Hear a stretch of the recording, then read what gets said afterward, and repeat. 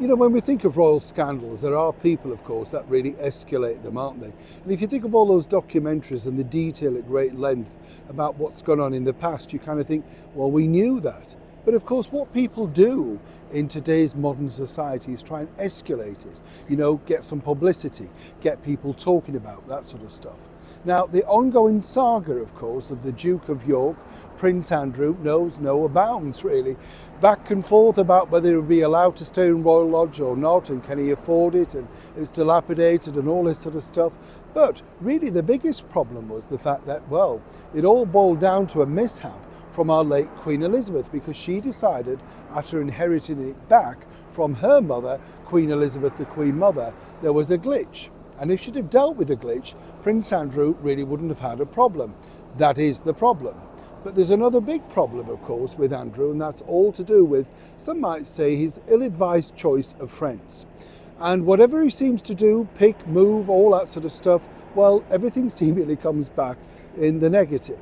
Now, one positive was Pitch at the Palace, which was a big success for him, but sadly all of that got knocked away when the Jeffrey Epstein scandal came to the, shall we say, front, right?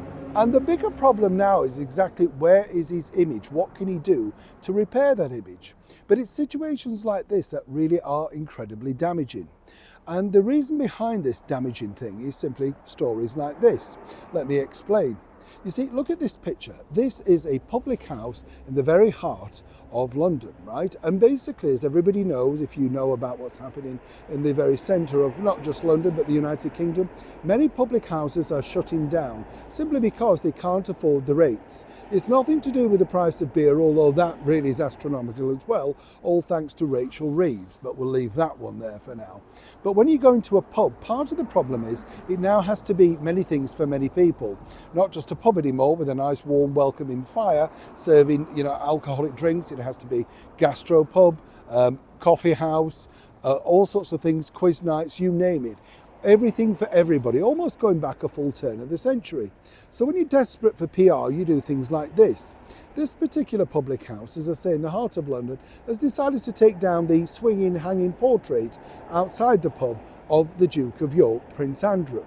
Now, the reason this is apparently they don't like exactly what he stands for, which is rubbish because they're not allowed to change the name, which equally is a huge sign at the side of the public house.